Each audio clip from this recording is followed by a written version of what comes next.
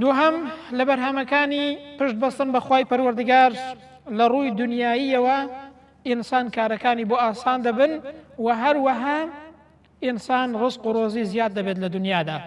وەکو پێغەمبەر دەفەرمێ صلی الله عليه وسلم لو أنكم توكلتم على الله حق توكله ئەگەر ئێوە بەڕاستی تەوەکل و پشت بەستنتان لەسەر خوای پەروەردگار تەواو بێت لەڕەزەقەکم کەما یەرزق الطەیر پێغەمبەر دەفەرمێ خوای گەورە ڕزق و ڕۆزیتان دەداتێ بۆتان زیاد دەکا وەکو چۆن ڕزق و ڕۆزی باڵندە دەدات.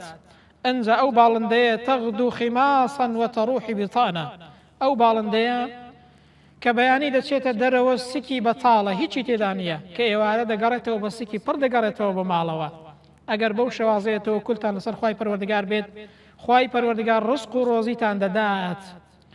پیاوێکی سایق تەکسی میسری مامۆستایەک دەیگەڕاوە فەرمووی لە ماڵەوە زۆر ناڕەحەت بووم. ئەو پیاوە خۆی دەیگەڕاوە گوتی لە ماڵەوە زۆر ناڕەحەت بووم، ئیش و کارم نەبوو، پارەمان نەبابوو، نەخۆشمان هەبوو. تەوەکولم لەسەر خوای پەروەردگار بەست و هاتمە دەرەوە بۆ ئەوەی کە ئیش و کار بکەم، بەڵام هیچ ئیش و کارێکم دەست نەکەوت. سبحان الله دەفەرمێ لە گەڕانەوەمدا تووشی پیاوێک بووم، گوتی بمگێنە مەتاڕی تەیارە، پارەیەکی پێدام لە ڕێگاشدا چەند قسەیەکمان کرد بەیەکە و دەفەرمێ ئەمن پێمەوە دیار بوو کە زۆر ناڕەحەت و خەمبار بووم. دوای ئەوەی کە لە حاڵ و باڵی پرسیم دەنگ و باسی خۆم لێ حاڵی کرد و کە هیچم بەدەستەوە نییە و پیاوێکی قەرزدارم و هەروەها نەخۆشمان هەیە.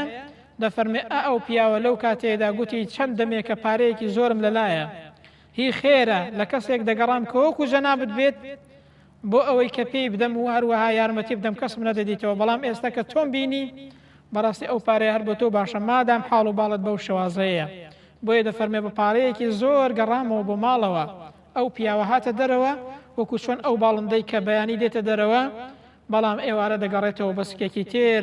ئەو پیاوەش بە پارەیەکی زۆرەوە گەڕاوە بۆ ناو ماڵ و منداڵی خۆی. بۆیە تەوەکل ئینسان بەهێز دەکات و هەروەها ڕزق و ڕۆزی ئینسان زیاد دەکات ئەگەر ئینسان بەڕاستی تەوەکولی لەسەر خودای پەروەردگاری خۆی بێت.